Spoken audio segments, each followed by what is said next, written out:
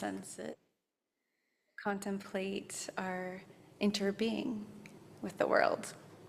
We'll begin with a sense of sight, letting our eyes pour upon the edges and lines of our plant.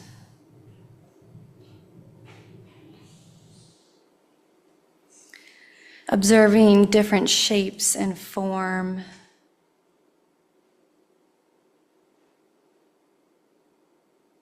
Light and shadow.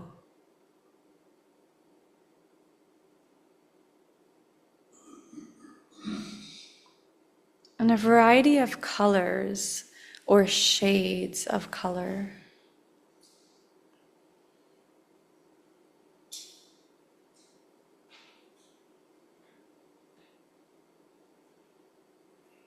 And we can look from different angles, including the underside of the leaves or stems.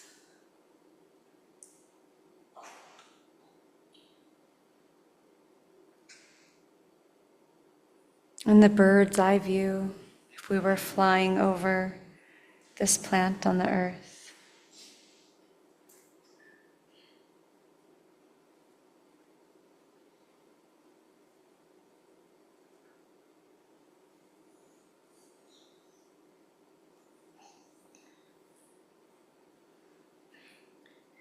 And then, however is comfortable to close the eyes part way down or all the way down, we'll let the eyes of the fingers explore the textures of this plant, letting the fingers trail along the edges, centers, and tips.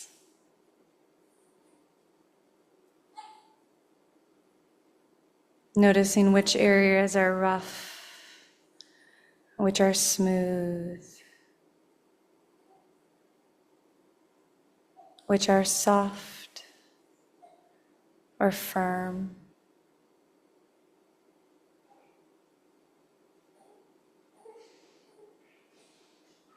And anything else we notice about the texture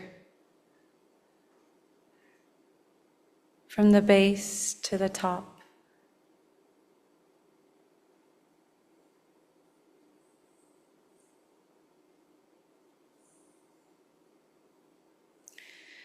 We can also get another sense of the texture by bringing the plant toward our cheek. If it feels comfortable to let the plant slide across the cheek. And then over to the nose, where we can add the sense of smell.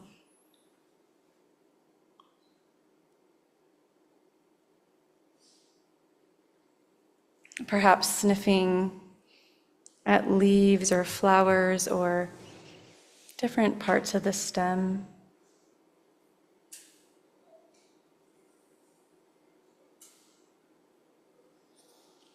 And I wonder if through your sense of smell, you could imagine what this plant might taste like.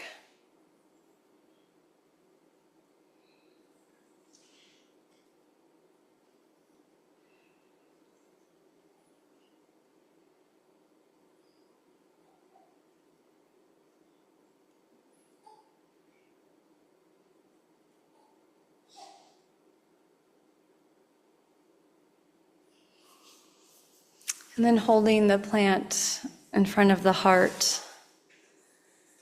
We can also place one hand on the heart.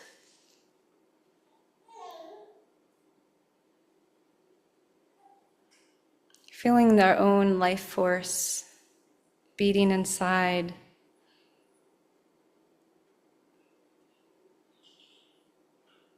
As well as the cells of the plant that was just rooted an hour or two ago, pulsing water and nutrients through its veins.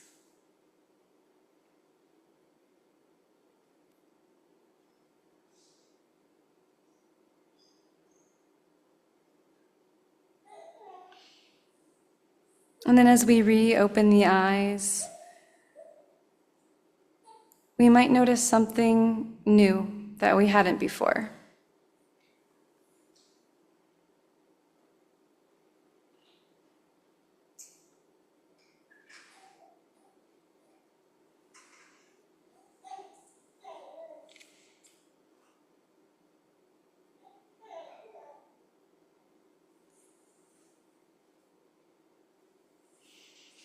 I have a reading today for you called Belonging by Rosemary Watola Tromer. And if it's true we are alone together, the way blades of grass are alone but exist as a field. Sometimes I feel it, the green fuse that ignites us, the wild thrum that unites us, an inner hum that reminds us of our shared humanity. Just as 35 trillion red blood cells join in one body to become one blood, just as 136,000 notes make up one symphony. Alone as we are, our small voices weave into the one big conversation. Our actions are essential to the one infinite story of what is and what it is to be alive. When we feel alone, we belong to the grand communion of those who sometimes feel alone. We are the dust that hopes, a rising of dust, a thrill of dust.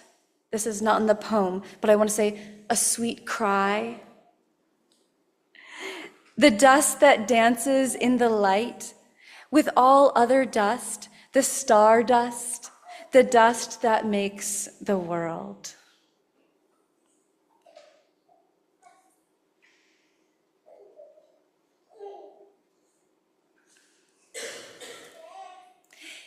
Angela Ozilo was riding down the I-85 interstate of Atlanta while her husband James drove their car. They were partners in a nonprofit called the Greening Youth Foundation. It nurtures environmental stewardship amongst youth. Suddenly, Angela heard her husband gasp, "What is wrong?" as the left side of her face started to droop. And the next thing she remembered was waking up in the hospital. She was 39 years old and had had a stroke. The doctors at the Atlanta Medical Center gave her emergency blood clot medicine to impede any lasting effects. After recovery, Angela wanted to know, why did this happen to me? Her doctor did a full workup on her health and had no answers. She practiced yoga regularly. She had been a vegetarian most of her life, never smoked. Her doctor could only guess maybe it was the birth control. Her psychologist, however, thought it was induced by her high levels of stress. Angela had been working tirelessly, pulling long nights with little sleep, as she describes in her book, Engage, Connect, Protect, which is up here. She was trying to empower diverse youth as environmental leaders. In just 2 years into this nonprofit startup, she had little time for work-life balance. So, what did the psychologist recommend? Going for a daily 20-minute walk outside.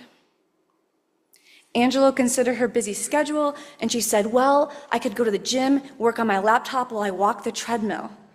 That's how I could fit it in. The psychologist said, no, you actually have to walk outside in nature. Why? Why are more doctors prescribing time in nature as a part of healing and preventative medicine? So many of us love the outdoors innately, but we don't understand how incredibly powerful it is to thoroughly absorb all of nature's healing properties.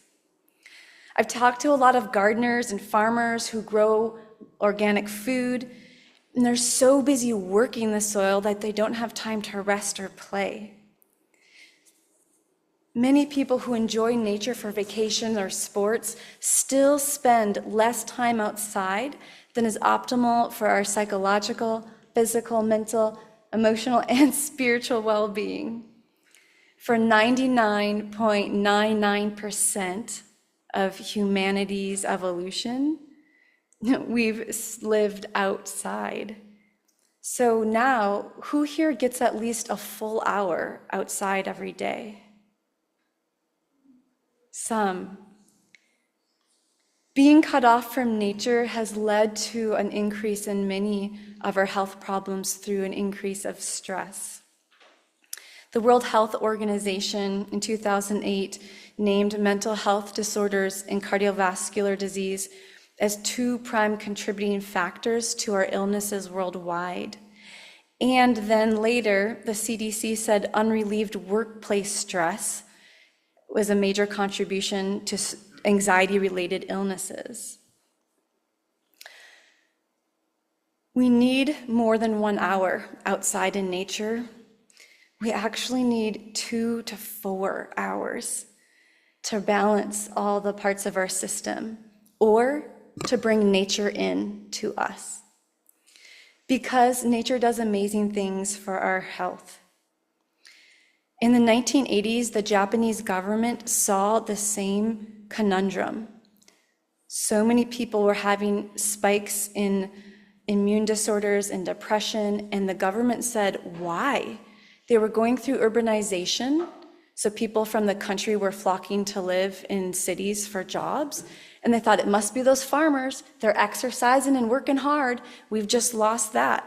But when they researched, it's not about exercise, it's about nature itself.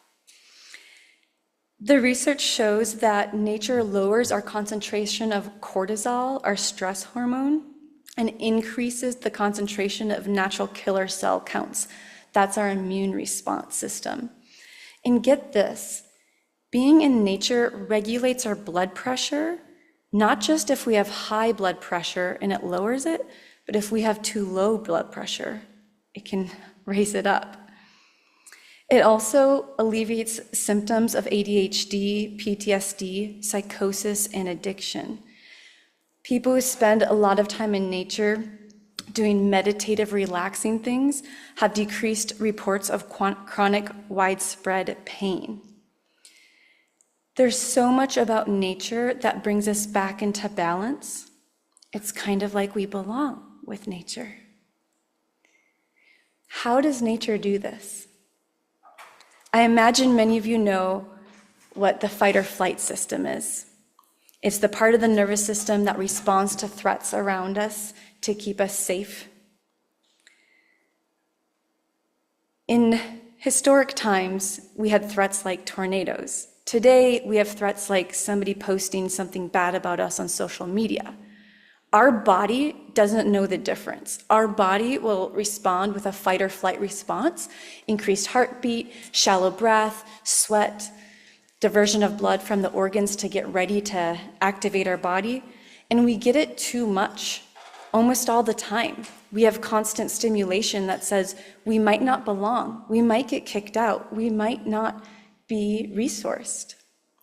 And nature gets us into the opposite state. Instead of fight or flight, it's the rest, digest, and heal state.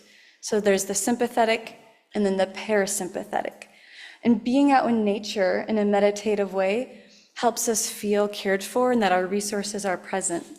And there's some specific aspects of nature that do this psychologically. Anybody learn in their science class about phytoncides?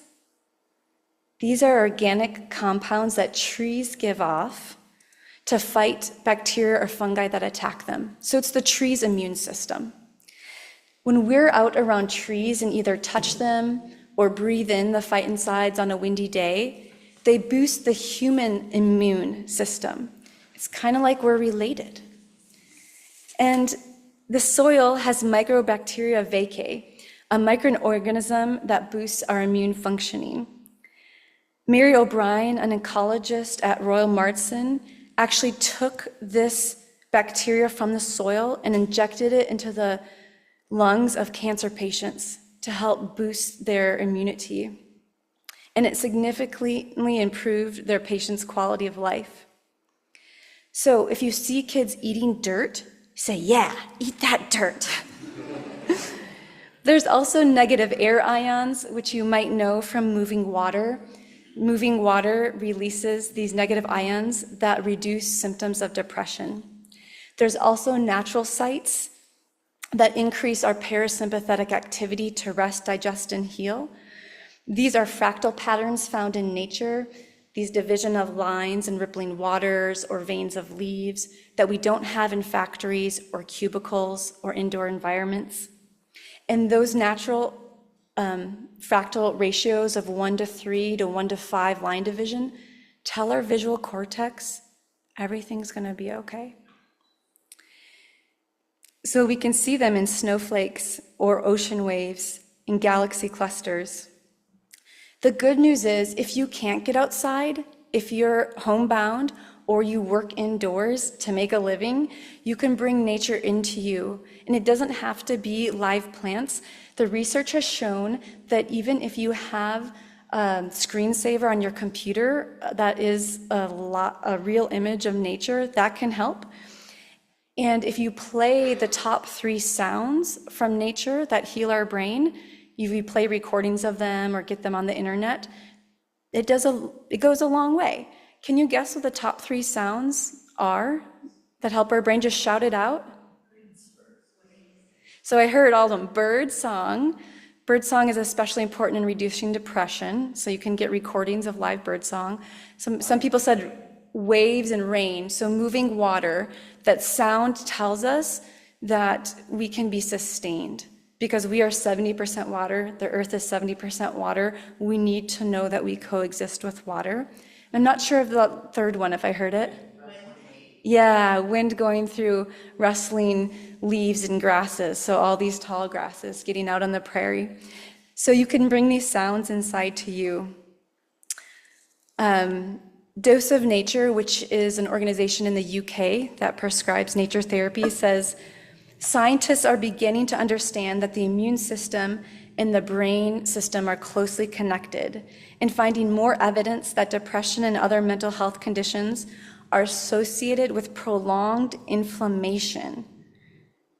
And having previously believed that the immune response and brain activity were separate systems, scientists now understand that at least half of our brain cells are not nerve cells. Half of our brain cells are not nerve cells, but they're actually immune-like cells called glial cells, and they communicate with our central nervous system. So these are just a few examples of how being in nature rewires us to a calmer, restorative place that lowers our stress and helps us heal. There are many, many more studies that show how nature increases our ability to sleep well, increases our confidence, self-esteem, creativity, longevity, improves quality of life for those with Alzheimer's or dementia, reduces cognitive decline in older adults, and increases our sense of gratitude, generosity, patience, motivation, and life satisfaction. So do you remember Angelou, the story I started out with? She was told, you can't go to the gym, you've got to walk outside. Because of her high stress level, she needed to balance it out. And in repeated tests, negative mood states are shift whenever we just step outdoors. There was a research study by Dr. King Lee who took 2 groups of retreatants in Japan and gave them the exact same schedule: yoga, meditation, healthy food. One group did it at a retreat center in town, and one group did it in the forests of Japan. The results were shockingly quite different. So, okay, we've made the case. Being in nature is healing. Is that the end of the story? Great, you're shaking your head no, because I still have 5 minutes left. So, if we each spend time in nature, maybe we'll feel a little better. But that was not the end of Angela's story. Her mission continued because she dreamed bigger. She realized that most education for youth about environmentalism was written by white people for white people. and to directly touch youth of color, it needed editing and updating. And she saw that youth of color were energized to protect the environment, but they needed opportunities for internships to be able to gain credibility, to get jobs in white-dominated fields. So she partnered with land management agencies and national park services to create those internships and open the doors of a gate-kept field. So we might consider, how could we help make Manhattan's rich parks and nature life more accessible for all people? Do we start by listening for and understanding other people's barriers to being outdoors, safety for people who want to be out in the woods, access for the marginalized? We could. We could also dream even bigger than planet Earth. Does anybody remember that poster in the 1970s? First, it was like the blue dot is here in space, and then there was the Milky Way, and there was a little arrow that said, you are here on this planet, in this solar system, in this Milky Way. Scientists have now been measuring the galactic positions and velocities that reveal how our planet Earth and our galaxy is moving in relation to all the ones nearby us, the matter that comes around us. And astronomers like Noam Libiskin and Brent Tully have named that the Milky Way is part of a larger supercluster of 100,000 large galaxies. They've called this supercluster Laniakea. They've tried to see how life is so precious here on Earth, because this is the only place we know so far consciously that we can communicate with each other. And so we can also look to see, what does it mean to be a human being, not only in Manhattan, Kansas, but on this magnificent planet with so much diversity and abundant life? How do we want to protect the biodiversity? I'd love to play a short clip that can give us a sense of the connection between this 100,000 galaxy supercluster called Laniakea and the tiny microorganisms alive in these plants.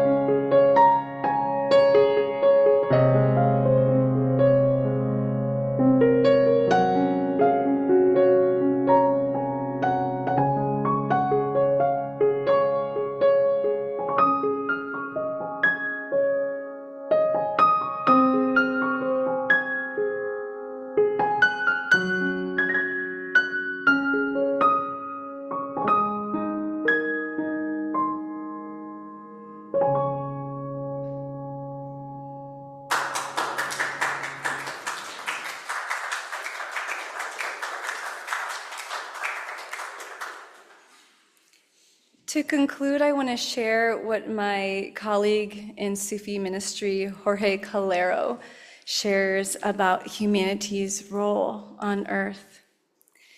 He posits that we humans are one single organism on this planet that we can call Mama Gaia, Mother Earth. In that for so long we have seen ourselves as separate, independent beings. But if we think of the role of cells in the liver, how would we explain to the cells of the liver, well, you're not individual cells, you're part of this organ that has a function. And this organ connects with other organs like the stomach and the heart and the lungs, and it's part of a bigger body of life. That we humans are like these cells of the liver, thinking we're individual, but we belong together as one organ in the body of Mother Earth.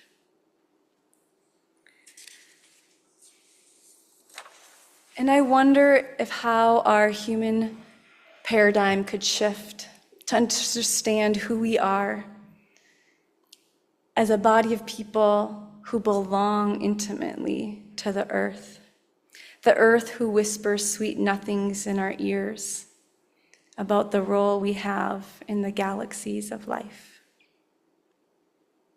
I'd love to hear your thoughts in a few minutes of congregational dialogue. Is there a microphone that can be passed?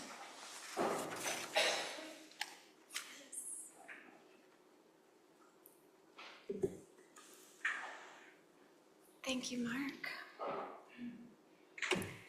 Thank you, Mark and Katie.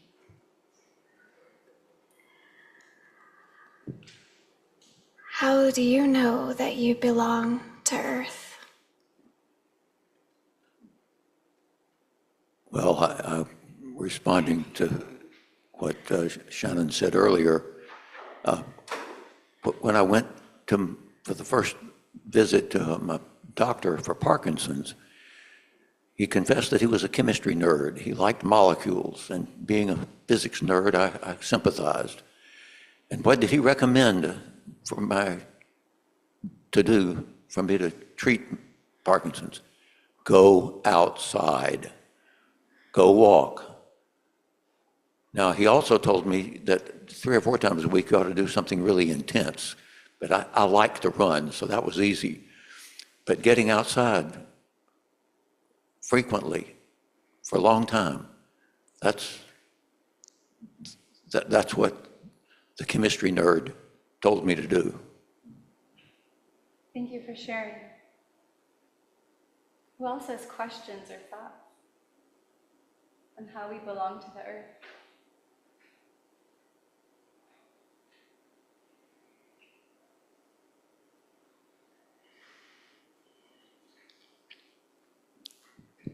This is Parker Polis. In my first year of grad school, when I first moved to Manhattan, I was really struggling to acclimate to the new lifestyle I was in. And one of the things that I still do when I get overwhelmed and when I'm like, why am I doing this degree, is I go outside. I call it my photosynthesis time. And I recommend to all of our new first years also to do that, because there's something about just getting out of the office 5 minutes to just listen to the birds, look at the trees, touch grass, that just, it fixes my brain in little ways. Thank you. It works for physicists. Probably works for the rest of us too. There's an idea that energy is essentially eternal, that there's no start or end of anything, but everything just transitions over to something else. So heat, friction, energy, light transforms, keeps going. Then you look at things like string theory. So everything is connected, and everything begins and ends and starts over again. Or we're essentially just houseplants with more complicated emotions. So.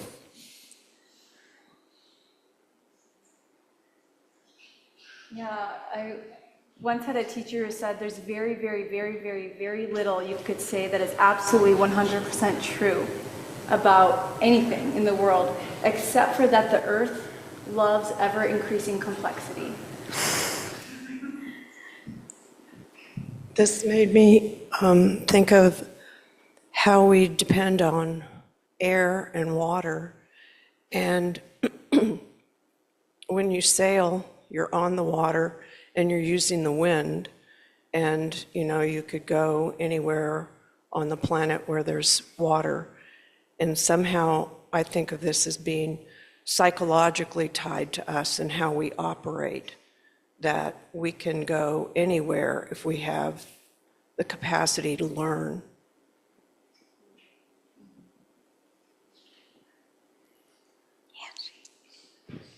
So the NWF.org talks about a study that was done about mycobacterium in the soil and how this bacteria, microbacteria, it instigates the release of serotonin, and they are drawing a correlation between rates of depression in farmers, because when they plow their fields, this bacteria is inhaled. And so at least up until they started using all of the pesticides and stuff like that, farmers had the lowest, and of course, you know, the current happenings with farmers, the farmers had the lowest incident of all groups as far as depression goes.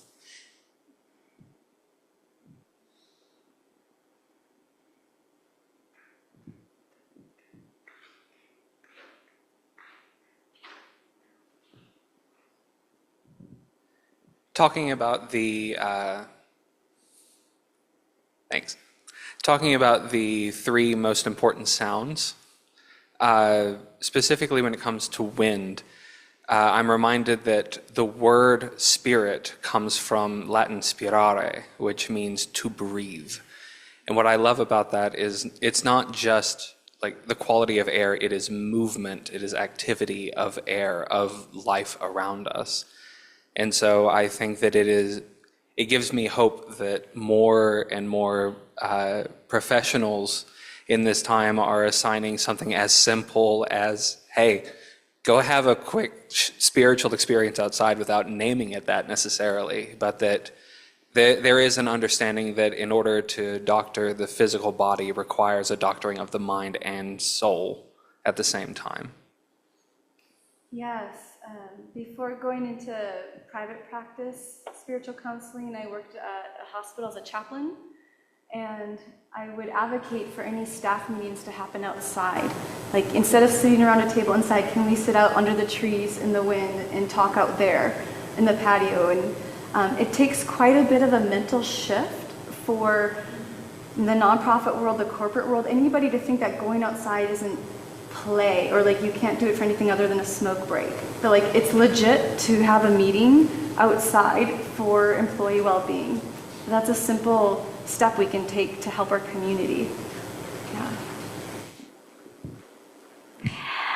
After Rob, we will open it up and see if anyone on Zoom has something to share. Yeah, just to your most recent point, I manage a lab of 10 people, and one of the things we do, both for like team building, but also to take a break, is to go on monthly hikes during the times of the year when it's nice outside.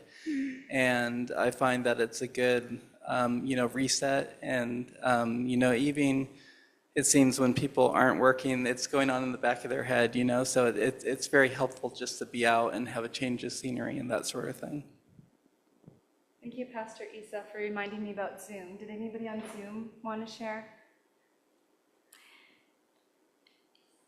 Mark, if somebody spoke on Zoom, would we be able to hear them? Now could we hear them? Yeah, just go ahead and unmute if you have a comment.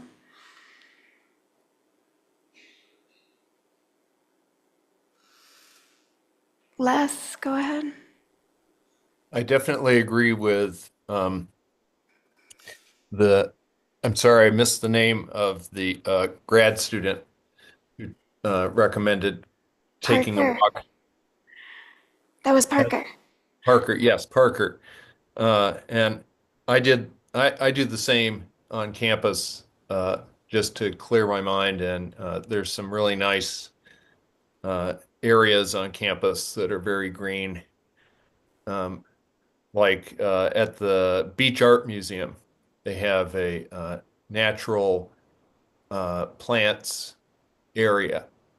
So all local plants, but just the whole campus has a lot of nice green areas.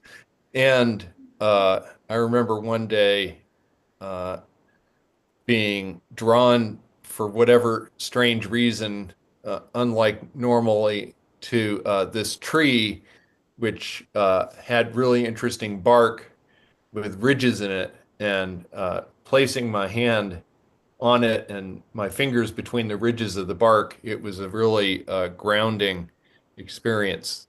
Um, so, yeah. Hmm.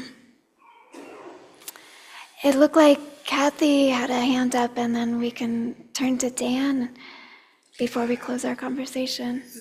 So I do walk every morning. I walk every evening. I love being outdoors. But I want to push back just a little bit that there are things that cannot just be fixed by going outside.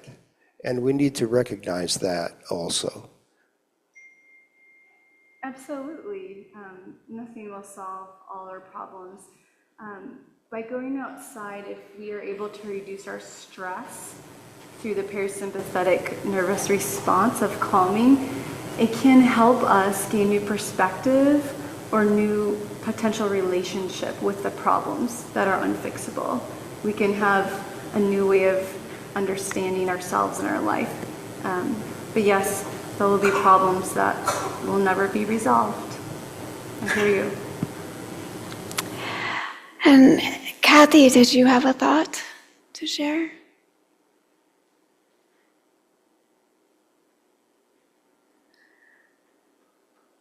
Right. Well, we can't hear you actually. Hold on just a sec. I'm so sorry. Our visual connection is good, but the audio has left us.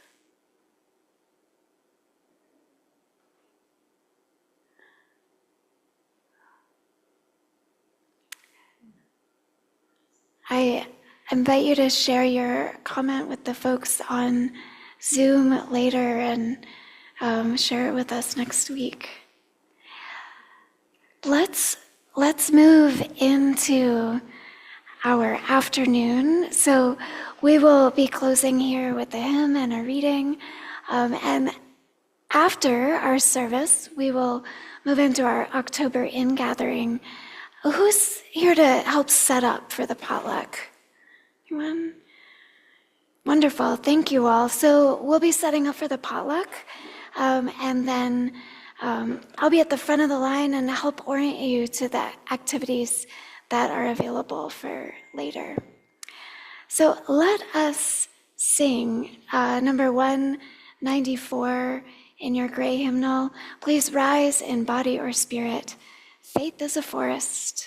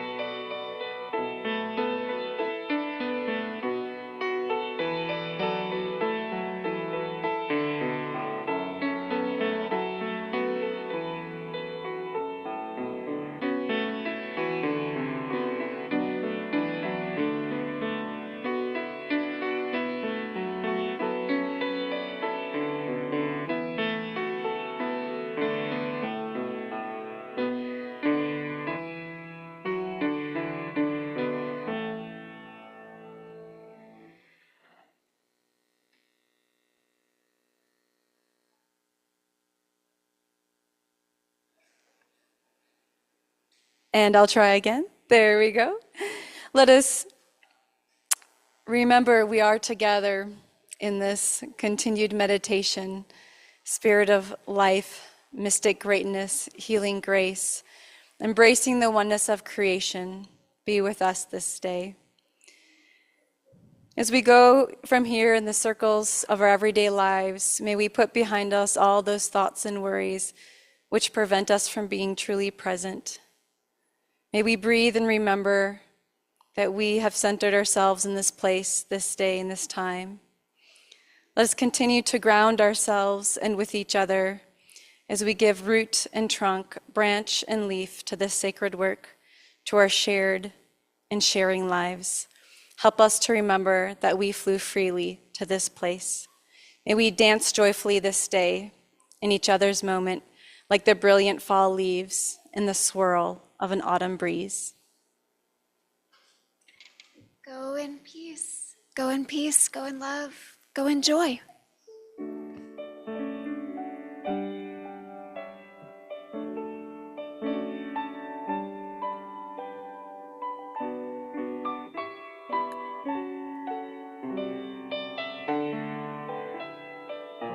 Hello, everybody. Can anybody hear me? Yes, I can hear you. Okay, something strange. Yeah. I wonder if it was my headphones.